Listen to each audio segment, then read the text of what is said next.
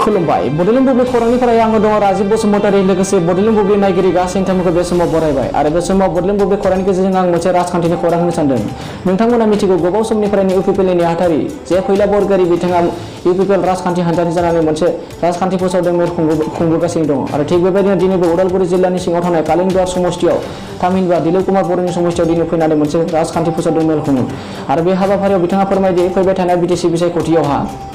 दिलीप कुमार बर' थामहिनबा कालिंदुवार समष्टियाव इउपिपिएल राजखान्थि हान्जा देरहानाया रोखा जाबाय होनना बिथाङा फोरमायो। दानिया फैदो इउपिपिएलनि नेहाथारि थामहिनबा जे फैला बरगयारि बिथाङा मा फोरमायदों जोङो बे बड'लेण्ड बुब्लि खौरांनि गेजेरजों आबुङै मिथिना लादिनि। थारैनो नैबे कालिंदुवार समष्टिनि रायजो राजाफ्रा मोनसे माने सोलायनायखौ लुबैथारदों परिबर्तनखौ लुबैथारदों दा निश्चय नैबे कालिंदुवार समष्टिनिफ्राय जोंनि बिजाथि बिथां दिलीप बर'आ देरहानाया दिनैनि दिनावहाय रोखा जाबाय। दावहाखौथ' सोरथो जेननो होननानै गेलेयो नङा होमबा दावहाखौ सोरबा जेनगोन होननानै गेलेया आरो दावहा जानायनि सिगांनो दावहानि ट्रेनिं जाबाय थानाय समावनो जेनसिगोनखौ रावबो बुंनानै लाया। दिनै बन्जार दैमारि सारनि बेलायावबो बिदिनो जादों। दा बिथाङा जिखिनि बे 15 बोसोर जे गावनि मावनायनि फिथाइ निश्चय बे फिथाइखौ मोनजागोन। रायजो राजाफ्रा मिन्थिगौ जे बिथाङा रायजो राजाफोरनो माबायदि फिथाइ होबोदों गथिखे बिथाङा गावनि मावनायनि फिथाइखौ निश्चय मोनजागोन। आं दहायनो बुंदों बे रायजो राजाफ्रा बे कालिंदुवार समष्टिनि रायजो राजाफ्रा मोनसे सोलायनाय लुबैदों परिबर्तन लुबैदों बिथांमोना गोदान दैदेनगिरि लुबैदों जाय दैदेनगिरिनि गेजेरजों कालिंदुवार समष्टिनि अलराउन्ड डेभेलपमेन्टनि खोथाया माने जाफुंसार जानो हागोन दिनै बेखौ रायजो राजाफ्रा सिन्था खालामदों। इउपिपिएलआ परिबर्तन बुंदों बे परिबर्तननि सोदोबनि ओंथिया मा हाबसोमना दं बे? परिबर्तन सोदोबनि ओंथिया हाबसोनानै दं सोलायनायनि ओंथिया मा हाबसोनानै दं होनना बेनो दिनै 17 बोसोर बिपिएफआ सरकार सालायबोबाय आरो 17 बोसोर बिपिएफआ जि सरकारखौ सालायबोदों बे जाय बिटिसि सरकार दा बे बिटिसिखौ जोङो माने गोलाव सम मोनसे आन्दलन खालामखांनायनि उनाव मोनदोंमोन जाय आन्दलनाव जोंनि गोबां बर' गामिफ्रा खहा जानांदोंमोन गोबां सुबुंफ्रा माने अबथिरा गावनि जिउखौ खोमानानै लानांदों गोबां जोहोलावजोफ्राबो मुंख्लं जानांदोंमोन दा बिनि उनावहाय जों बिटिसि सुक्ति खालामबाय बिदिनो बिटिसिखौ 17 बोसोर बिपिएफआ सालायदोंमोन खिन्थु बे 17 बोसोर बिपिएफआ बिटिसिखौ सालायबोनायनि उनावहाय जायफोर ओनसोलफ्रा बै आन्दलननि समाव एफेक्टेड एरिया हिसाबै सिनायजादोंमोन बा जायफोर गामिफ्रा जायफोर ओनसोला खहा जादोंमोन दिनै बेफोर ओनसोलाव खुनु मोनसेबो माने डेभेलपमेन्टनि खामानि जायाखिसै आरो दासिमबो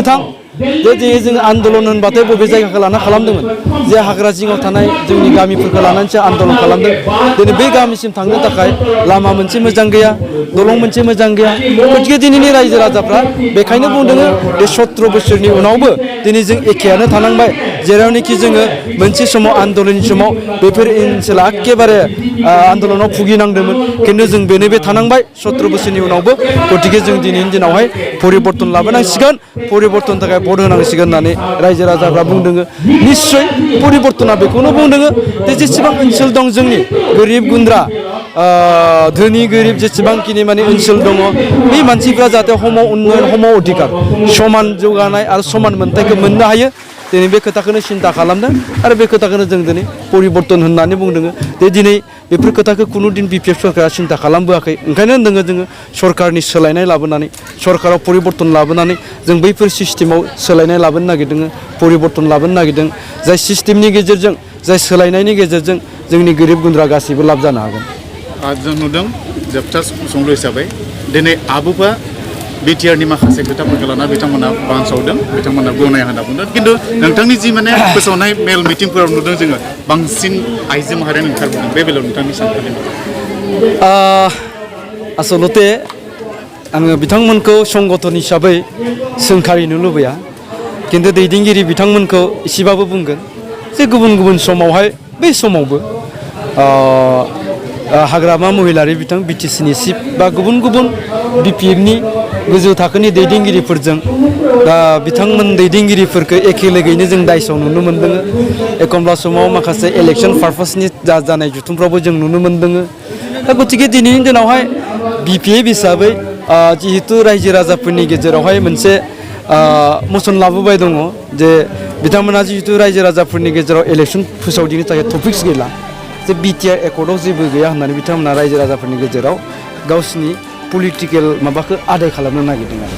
दा बेफोर खोथाखौ बिपिनि दैदेनगिरिफ्रा बुंबाय दङ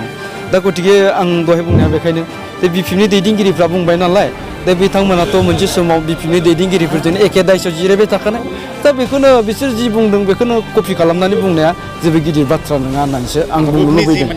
बे थांखियाव गैला बिथांमोना आं थांखियाव गैयिनि खोथाखौबो बुंनो थाङाखै आं दहायनो मोनो आबोबनि खोथाखौबो आं बुंनो थाङाखै खिन्थु आं दैदेनगिरि बिथांमोनखौ बुंगोन जाय दैदेनगिरिया बुंबाय दं बिथांमोनखौसो बुंदों नङा होमबा संगठन हिसाबैथ' थागोन बेयाव दैदेनगिरियासो खालामदों आं बिथां दैदेनगिरिमोनखौ बुंगोन संगठन हिसाबै बे आइजो आफादखौ आङो सनमान होयो मान होयो खिन्थु संगठनखौ फाननानै बबेबा मोनसे राजखान्थि हान्जानि जानानै जे पलिटिकेल स्टेटमेन्ट होनाया बियो रायजो राजानि थाखाय गनायजाथाव जानाय नङा बेनिफ्राय नोंथाङाथ' जे माने बिटिसिनि मोन 40 समस्थियावबो नोंथाङा जिहेतु फोसावनो ओंखारबाय स्टार केम्पेनार हिसाबै दा बेयाव इउपिपिएलआ सरकाराव फैगोन रोखाना सामफ्रामबो बुंबाय थानाय जायो जे बुंबोबायानो दङ दिनैनि दिनावहाय इउपिपिएल हान्जाया सरकार दानाया रोखा जाबाय जुदि गाबोननि दिनाव इलेक्सना जायोब्लाबो बेखौ रावबो हमथानो हानाय नङा मोन 40नि मादाव बेसेबांसो 27निफ्राय 30 27 and 30 मिनिमाम 27 मैक्सिमाम 30 নির্বাচন প্রচার করার কারণে যেটো ক'লে মই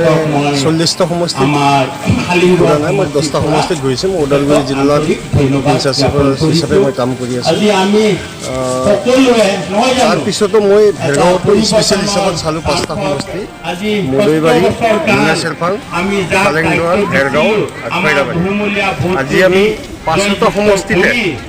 আমি যথেষ্ট অগ্ৰগতি লাভ কৰিছোঁ আৰু আমি 5টা সমষ্টিতে মানে জিতি যাম বুলি আমি মানে আজি সভাপতিলৈ আমি মেছেজ দিম তাৰিখত আমি ইউপিপিএলে এটাই অপেক্ষা কৰি আছোঁ যে আজিৰ তাৰিখত যদি নিৰ্বাচন আয়োগে যদি ডেট ঘোষণা কৰে আমি 40টা সমষ্টিৰ ভিতৰতে আমি 40টাৰ আমি মুঠতে 30টা সমষ্টি ওলাই নেওয়াৰ কাৰণে আমাৰ এতিয়া যথেষ্ট আমাৰ হেৰি আছে আমাৰ ইউপিপিএলৰ পক্ষত আছে আৰু আমি দৃঢ় বিশ্বাস আমি 40টাৰ ভিতৰত আমি 26টা সমষ্টিত উনিয়াৰ হ'ম আৰু ভেৰগাঁও জিলাত যেহেতু 5টা সমষ্টি আছে আৰু 5টা সমষ্টিতেই মানে বৰ্তমান বিপিএফৰ ষ্ট্ৰং কেণ্ডিডেট আছে আপোনাৰ মতে আজিৰ তাৰিখত তেখেতসকলৰ মানে পৰিৱেশটো কেনেকুৱা ক্ষেত্ৰটো কেনেকুৱা আজিৰ তাৰিখত আমাৰ ইউপিপিএলৰ দলৰ লগত কোনো তেখেতসকলে আমাৰ ফেক্টৰ নহয় এইকাৰণে ফেক্টৰ নহয় তেখেতসকলৰ যিখিনি নেকি 17 বছৰৰ দুৰ্নীতি এই দুৰ্নীতিত মানুহে অতিষ্ঠ হৈছে আৰু অতিষ্ঠ হৈ পেলাই আজি ইউপিপিএলৰ পক্ষত সকলো জনগণ বা জাতি জনগোষ্ঠীবিলাকে সকলো ওলাই আহিছে আপোনালোকে তাৰ হয়তো দেখিবলৈ পাইছে আজি বিভিন্ন জাতি জনগোষ্ঠীৰ মানুহে আজি ইউপিপিএলত যোগদান দিছে আৰু যাৰ ফলত নেকি আজি বিজেপিৰ তৰফৰ পৰাও আজি মদৈবাৰী সমষ্টিত 320জন সদস্য আমাৰ দলত অন্তৰ্ভুক্ত হৈছে